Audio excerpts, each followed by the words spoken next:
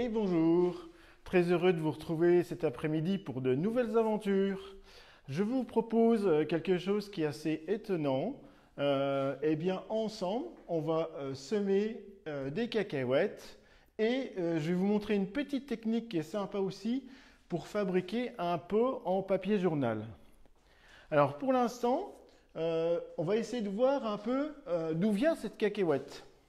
Alors la cacahuète, c'est un nom qui vient de l'espagnol mexicain, cacahuat. Voilà, ça c'est la définition. Alors, quand on fait un peu des recherches, on s'aperçoit que finalement, la cacahuète, c'est quelque chose de très ancien. Vous voyez que depuis à peu près 7600 ans, des vestiges archéologiques ont connu ces graines-là. On en a aussi retrouvé, là c'est encore plus ancien, dans des tombes précolombiennes, notamment sur le site de Machu Picchu. Donc vous voyez que c'est vraiment très très ancien comme graine. Plus proche de nous, au XVIIIe siècle, le père Charles Plumier, c'est un personnage important en botanique, qui était voyageur naturaliste. Lui, il la signale aux Antilles. Donc le cadre étant planté, vous voyez que cette graine, elle a fait un grand tour du monde avant d'arriver chez nous, tout simplement. Alors cette cacahuète, on va s'intéresser d'où elle vient, historiquement, où elle est arrivée. Alors la première zone géographique, bien évidemment, si on en a retrouvé dans les tombes précolombiennes et la zone là, la zone originelle de la cacahuète, ça va être l'Amérique du Sud, plus particulièrement le Pérou et le Mexique. Mais vous voyez que les zones de culture majeures s'étendent entre les deux tropiques et on s'aperçoit que finalement ce sont plutôt des zones tropicales plutôt humides et chaudes. Vous avez une grosse production ici, voilà. Et plus anecdotique, vous avez aussi une production en Australie. Alors les plus petites, bien évidemment, on verra tout à l'heure les quantités de cacahuètes un peu pour chaque pays.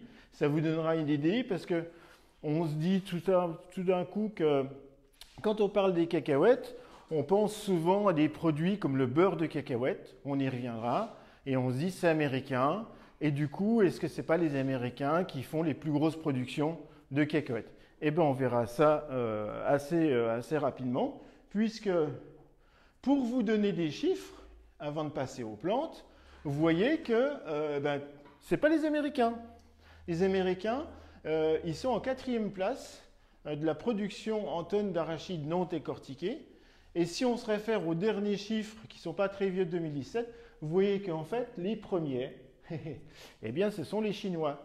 Les Chinois qui produisent plus de 17 millions de tonnes de cacahuètes, alors que les États-Unis, entre guillemets, n'en produisent qu'à peu près 3 280 110. Donc vous voyez que au niveau production, ce sont des choses qui sont assez intéressantes. Vous avez aussi d'autres pays qui sont étonnants dans la production de cacahuètes. Le Soudan, par exemple. Le Soudan, ils en produisent quand même plus d'1 million de tonnes, vous voyez. Le Tchad aussi, qui est un pays, on pourrait se dire, incroyable. Et du coup, il y a des pays comme la République démocratique du Congo, ils en produisent également. Et on pourrait se poser la question légitimement, et en France, est-ce qu'on produit des cacahuètes? Ça, c'est la bonne question du jour. Eh bien oui. Aussi étonnant que ça puisse paraître, la France cultive de façon assez particulière, et bien dans une région qui est adaptée à la culture de la cacahuète. Ce sont les Landes. Alors, pourquoi les Landes? Eh bien, la cacahuète, elle a besoin d'un sol sableux avec un drainage de l'eau assez important. On le verra quand on va faire la culture, le semis de la cacahuète. Donc, pour le coup, les Landes permettent à la cacahuète de se développer dans des conditions optimales. Voilà. Alors ça, c'est une photo, effectivement. Vous voyez que la quantité de cacahuètes est assez honorable, tout simplement. Voilà, le décor est planté. Et bien maintenant, on va s'intéresser comment on va semer des cacahuètes. Alors, bien évidemment, la première chose qu'on va avoir besoin, ce sont des graines, donc des gousses, hein, vous voyez. Donc j'en ai une ici. Alors tout le monde connaît effectivement la gousse de cacahuètes. Voilà. Alors la première chose, bien évidemment, quand on choisit les cacahuètes pour le semis, il faut qu'elles soient non décortiquées. Alors pourquoi non décortiquées? Parce que la cacahuète, elle est un peu fragile quand on ouvre la gousse. Alors on va regarder un peu qu'est-ce qui se passe à l'intérieur. Eh bien, on a une cacahuète, et cette cacahuète, et là, elle est en deux parties. Vous voyez ici, j'ai une partie ici, et j'ai la deuxième partie ici. La cacahuète, elle s'est ouverte en deux. Alors ça, c'est un peu comme le haricot, si vous voulez. Le haricot, il a la même configuration, et c'est ce qu'on appelle des cotylédons. Alors, qu'est-ce qu'un cotylédon? Les cotylédons sont les réserves de la graine pour maintenir la graine en sommeil, mais qu'elle reste vivante, et lui assurer une nourriture. C'est de la nourriture en réserve en attendant que cette graine elle soit semée dans la terre. Alors, on peut observer aussi sur cette graine un endroit qui est très particulier, qui est un petit angle qu'on voit là. Eh bien, ça s'appelle la plantule. En fait, c'est la future feuille de la plante. On peut l'observer aussi chez les haricots, chez les cacahuètes, c'est la même chose. Et puis on voit au centre un sillon aussi, ici, voilà, qui est la particularité aussi de la graine de cacahuète. Alors, on pourrait se dire que cette cacahuète, elle est tout à fait apte à germer. Eh bien non. Alors, pour deux raisons, elle n'est pas apte à germer. La première, c'est qu'en fait, quand on va semer une cacahuète, il va falloir que cette cacahuète soit complète. Il ne faut surtout pas qu'elle soit comme présentée précédemment. Il faut qu'elle soit entière, puisque si vous voulez une graine, pour qu'elle germe, eh bien, il faut qu'il n'y ait aucune déformation, aucune ouverture. Et pour le coup, quand la graine est ouverte en deux, eh bien, elle n'est plus en capacité de germer. Mais la chose la plus importante, quand vous allez choisir vos cacahuètes pour les semer, c'est là où vous allez les acheter. On en trouve dans les supermarchés des cacahuètes, notamment au moment des fêtes, des cacahuètes non décortiquées comme ça. On pourrait se dire que ça pourrait germer. Alors là, c'est un peu une erreur technique parce qu'en fait, il faut bien regarder sur le paquet. C'est souvent marqué cacahuètes entières, non décortiquées, grillées. Et c'est le petit mot qui fait toute la différence. On imagine bien qu'une graine qui a été grillée, qui a été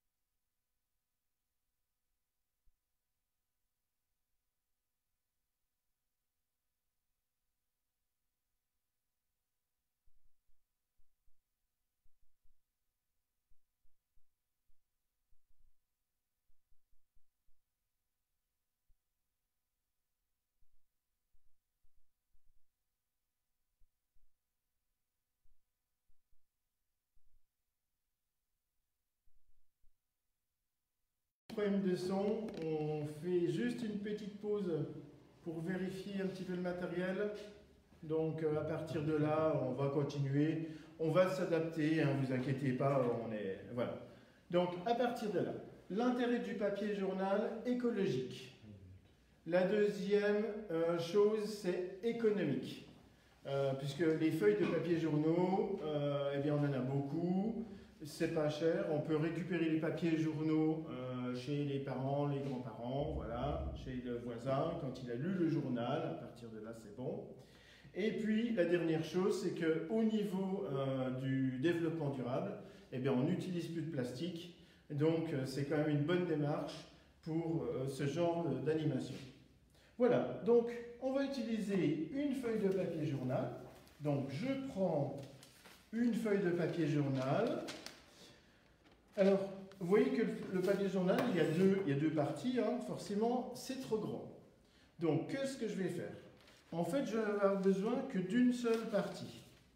Donc, au milieu, je la prends, je la défais, voilà, et j'ai une feuille qui est suffisante pour faire un pot. Pour faire ce pot, vous allez avoir besoin d'un aérosol. L'aérosol, eh bien, il faut qu'il soit de gros diamètre. Vous voyez, j'ai utilisé un aérosol d'un diamètre conséquent. Ça veut dire quoi? Ça veut dire que les aérosols, style aérosol pour les bombes à cheveux, les mousses à raser, c'est pas assez gros au niveau du diamètre.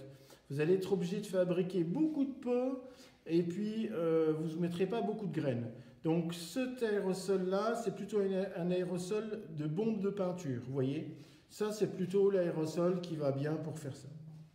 Alors, à partir de là, je vais prendre ma feuille, je la plie en deux dans le sens de la longueur, voilà. Je mets les coins bien avec les coins, voilà. Et j'ai obtenu une bande de papier. La bande de papier, je vais la placer perpendiculairement à la personne qui fabrique le pot. Je prends mon aérosol et je le pose. Alors, ce qui est très important, vous voyez, regardez, mon papier, je l'ai plié en deux et la partie mobile ouverte, elle est là. Ça, c'est important parce que ici, ça va être le fond du pot. Ça va être le haut du pot. Et c'est très important parce que ça veut dire que mon pot, il va être bien rigide. La terre ne va pas se mettre entre les deux feuilles. Donc c'est important que cette partie-là soit le fond du pot. Je laisse quelques centimètres de plus ici, à peu près 3 centimètres. Voilà. Et j'enroule. Je maintiens fermement en enroulant. J'enroule, j'enroule. Je relève l'aérosol, voilà.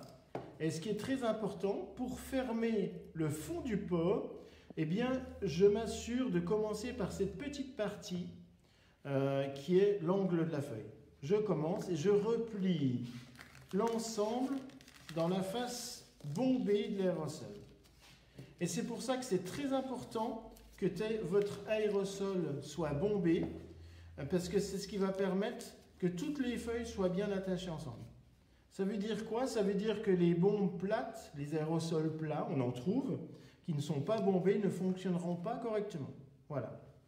Prochaine étape, on prend notre pot, on le glisse tout doucement, et vous avez fabriqué un pot qui tient, sans colle, sans agrafe.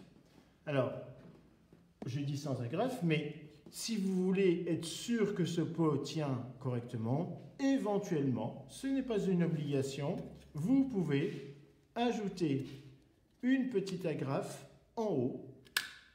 Voilà. Et là, vous êtes sûr que votre pot ne peut pas se défaire. Voilà. Donc, vous avez réalisé un pot. Alors, vous allez me dire, mais ce pot, il est quand même bien fabriqué en papier journal, avec beaucoup d'encre. Et les encres, c'est toxique, vous allez me dire. Alors, vous avez raison, mais depuis plus de 10 ans, ce qu'il faut savoir, c'est que ce pot en papier journal, généralement l'ensemble des journaux, ont acquis un label qui s'appelle Imprime Vert, qui, dans la charte, n'autorise plus les produits chimiques toxiques dans les encres. Donc ça veut dire quoi? Ça veut dire que si on fabrique ce pot avec ce papier journal, on n'a pas la mauvaise conscience de polluer la planète, parce que la quantité d'encre est minimale, et en plus, les imprimeurs font des efforts importants pour que ces encres ne soient plus toxiques, ni pour vous, ni pour l'environnement. Voilà. Alors, je peux refaire ce pot une deuxième fois pour bien vous montrer la technique. Voilà. De toute façon, vous pourrez revoir pendant 30 jours cette émission. Donc, toujours la même feuille, une seule partie, que je replie. Voilà. À partir de là, j'ai ma bande de papier. Je la pivote un quart de tour vers moi. Voilà. Toujours la partie, vous voyez, ouverte en deux sur le côté du fond du pot. Je positionne mon aérosol. Voilà. Et j'enroule autour de l'aérosol. Donc, on relève, même principe. Je replie à partir de l'angle tous les petits morceaux de papier. Et votre pot est terminé. Donc, même opération, on ouvre délicatement. Voilà. Alors, vous allez me dire, ce pot, vous êtes gentil, vous vous dites que c'est un pot en papier journal. On sait tous que le papier journal, c'est du papier. Et qu'avec l'eau, ça peut se déliter, ça peut partir en mille morceaux. Eh bien, figurez-vous qu'au jardin botanique, de nombreux enfants font des pots dans des animations scolaires, quand on recevait des scolaires. Et en fait, vous allez vous apercevoir chez vous que ce pot, plus vous allez l'arroser, plus le journal va sécher, plus il va durcir. En fait, c'est un peu magique. C'est-à-dire que le papier journal qui est mouillé, qui sèche, qui est remouillé et qui ressèche, devient de plus en plus dur. Donc c'est un peu magique parce que le pot, il va se rigidifier tout seul. Donc notre pot est terminé et là vous êtes prêt à passer à la phase la plus importante de la petite animation de cet après-midi. Je vais semer donc nos fameuses cacahuètes. Alors ce faisant, nous avons besoin, comme à chaque fois quand on fait du jardinage, eh bien, de terreau et de sable. Alors, si on se rappelle que les cacahuètes dans les Landes, ça va très bien, ça veut dire que c'est un sol sablonneux, les Landes. Donc, il est très important pour la réussite de votre semis de mettre beaucoup de sable dans votre mélange. Souvent, on parle de tiers de matériaux, un tiers de compost, de terreau et de sable. Et là, en fait, on va faire à peu près moitié-moitié. Moitié terreau, moitié sable. Du coup, j'ai beaucoup de sable. Alors, dans ma soucoupe, j'ai du terreau universel, classique. Pour un semis de cacahuètes, ça va très bien. Vous voyez, il peut y avoir des gros morceaux, vous les mettez de côté, c'est pas très grave. Hein, voilà. Il est un peu fibreux, c'est normal, c'est du terreau. Voilà. Et après, vous voyez, j'enlève les morceaux qui vont gêner et je vais rajouter le sable. Donc, vous voyez que j'ai mis une bonne quantité de sable. Vous voyez que là, mon terreau est presque recouvert de sable. On va mélanger de façon homogène ce sable. Donc, du coup, ça nous permet de mettre, vous voyez, ces morceaux qui sont un peu gros pour un semis de côté. On mélange pour avoir un substrat bien homogène. Il n'est pas utile de rajouter des petits billes d'engrais ou du compost, puisque là, vous verrez que ce pot de cacahuètes, vous n'allez pas le laisser infiniment dans le pot. Il aura une destination souvent assez commune à toutes les plantes, qui sont souvent les jardins ou les bacs. Voilà. Donc vous voyez que mon mélange, il est prêt. Alors, je vais positionner le pot devant.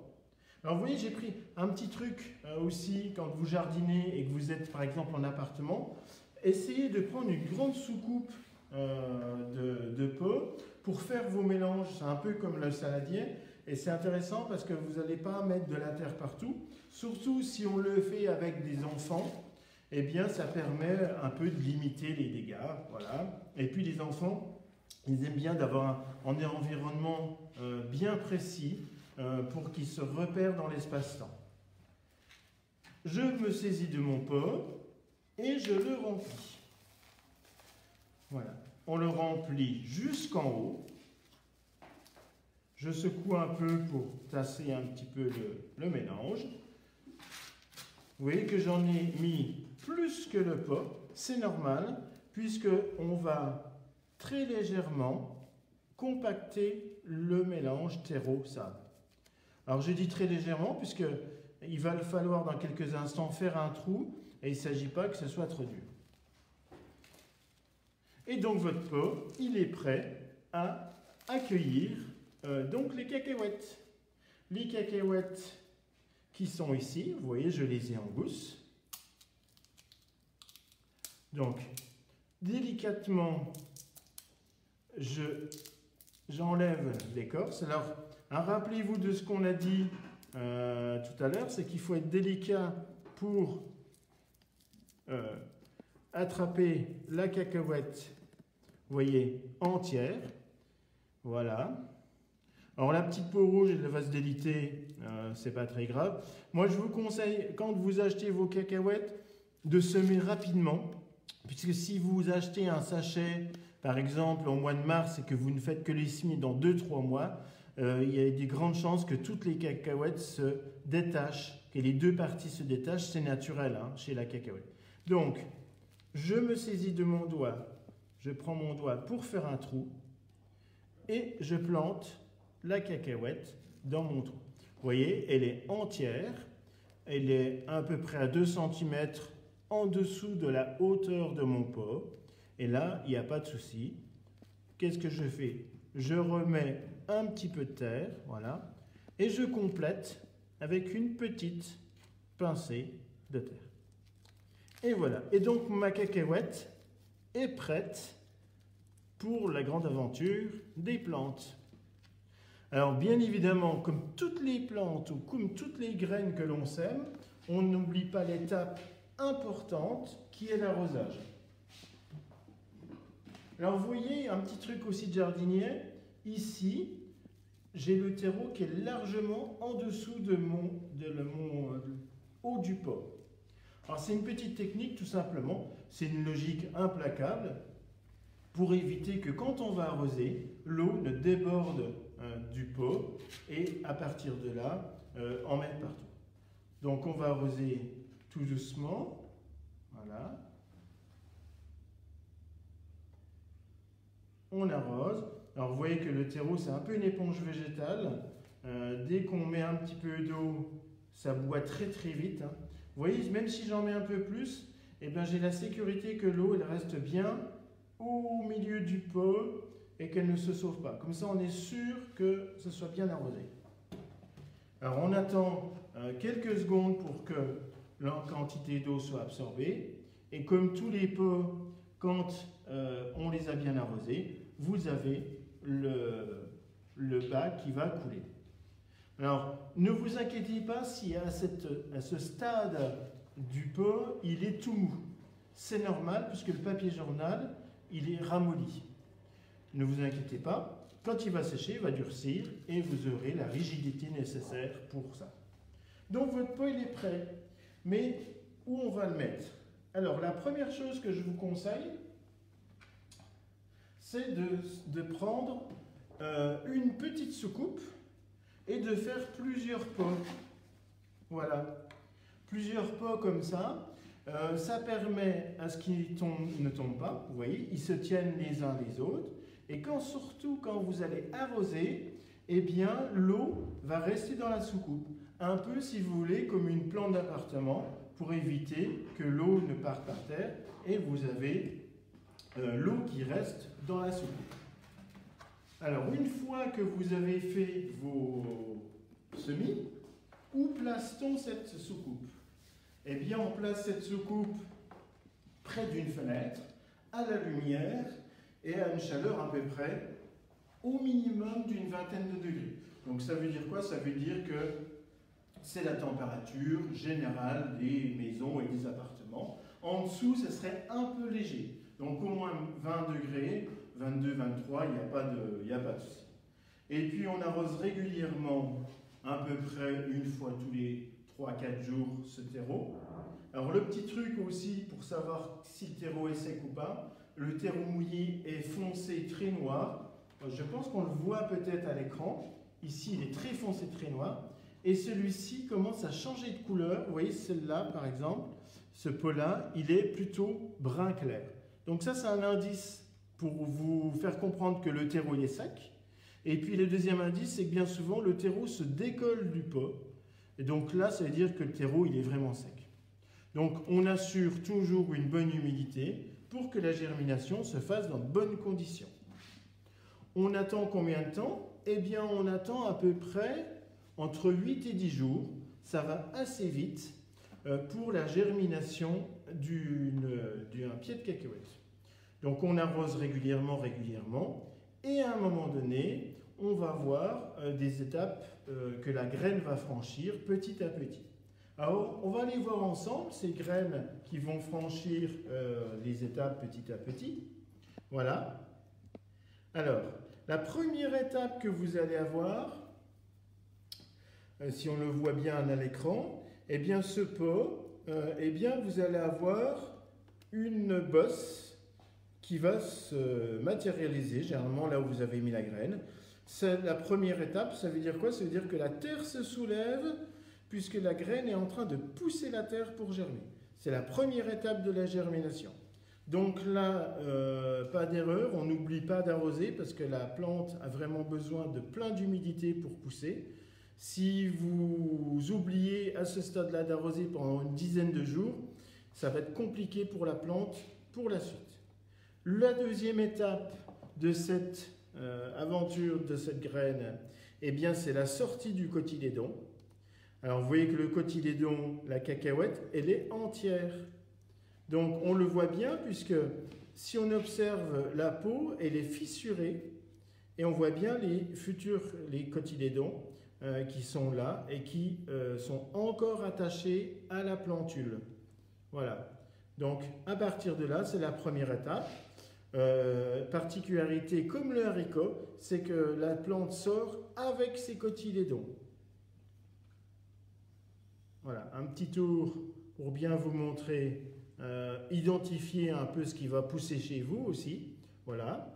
Et si on continue cette aventure, il y a un moment donné, on va passer à la phase suivante, qui est l'apparition des premières feuilles. Et en plus, vous voyez que les cotylédons vont se séparer. Voilà. À partir de là, ces cotylédons, ils ont commencé à terminer leur travail. Eh bien, la plante commence à être autonome et on voit bien que les jeunes tiges avec les futures feuilles commencent à sortir de ce cotylédon. Prochaine étape, on continue de voir un peu comment ça se passe.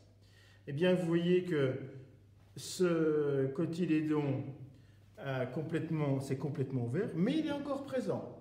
Il est encore présent parce que la plante a encore un petit peu de besoin, elle n'est pas tout à fait autonome, mais on voit bien que la feuille commence à se développer et que la tige commence à évoluer. Alors c'est comme le haricot, c'est-à-dire que la tige va monter, va pousser, accrocher avec ses cotylédons, et à un moment donné, quand la plante aura toutes les capacités de se débrouiller toute seule, les cotylédons vont tomber naturellement. Souvent on les retrouve au sol, mais vous ne les retrouverez pas longtemps, parce que ces cotylédons, c'est encore de la nourriture, et les rongeurs, ils adorent ça. On verra aussi les problèmes que vous pouvez rencontrer sur les ravageurs et les maladies. Et dernière étape, eh bien, ce plant de cacahuète a poussé, est prêt à tout semer.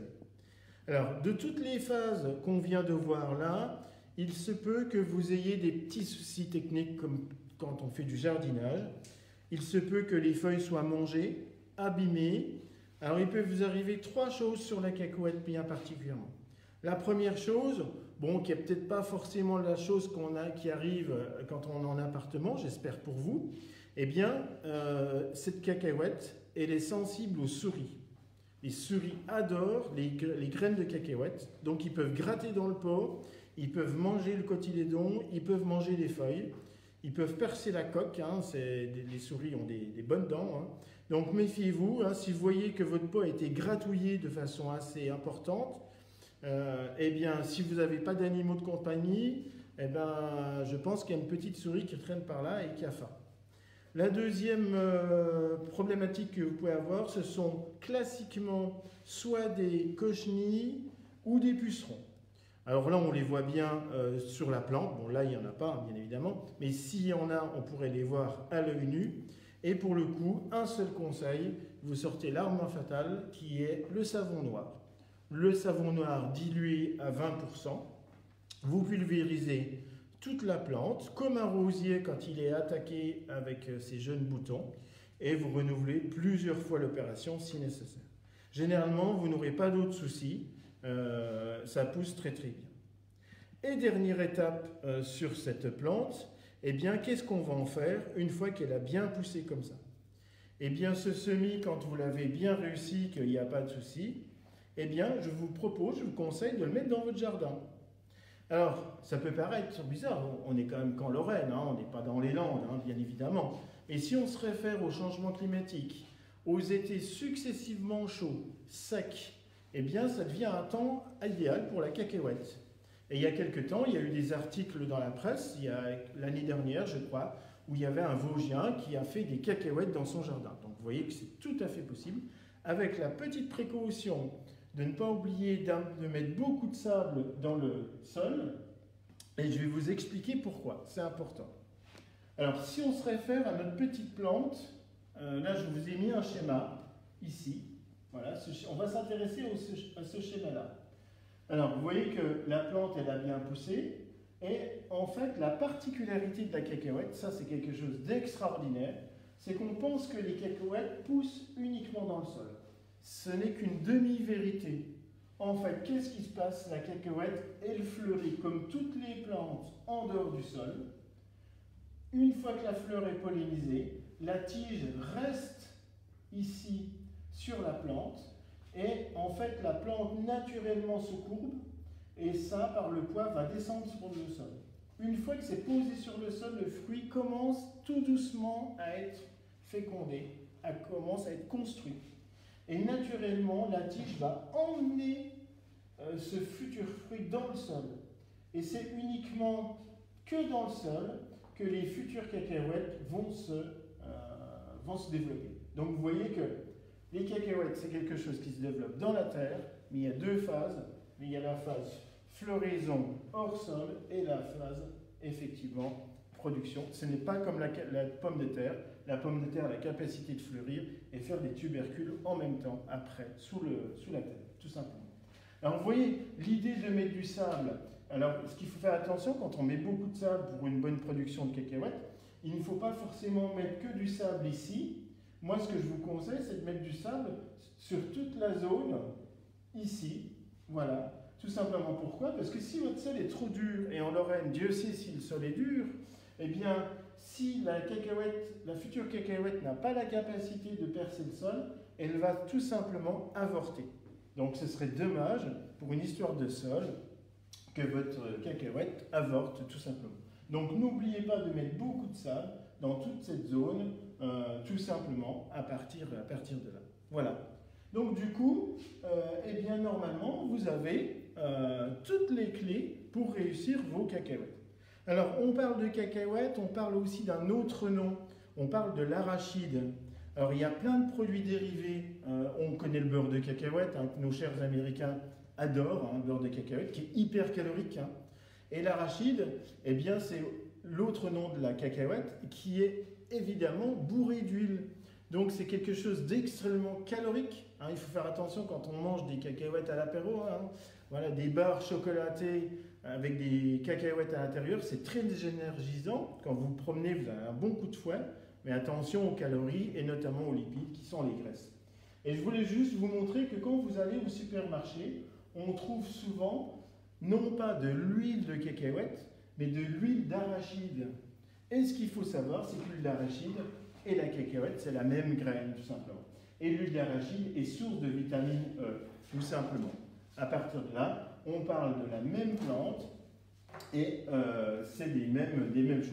Alors, les enfants, ils adorent aussi les cacahuètes grillées enrobées de chocolat. Ça, c'est quelque chose, vous voyez qu'une petite friandise aussi peut apparaître là. On a la purée de cacahuètes et on a aussi des barres à base de cacahuètes. Et voilà. Donc du coup, eh bien moi ce que je vous propose, c'est que chez vous, vous puissiez réaliser cet atelier. Et si vous avez des questions, bien évidemment, on peut y vous répondre après cette émission. Vous la reverrez aussi pendant 30 jours, il n'y a pas de problème. Et moi, je vous dis à bientôt. Et n'oubliez pas, il y a encore plein d'aventures qui arrivent. Regardez le site du Jardin Botanique pour toutes les informations. Je vous dis à bientôt et bon après-midi.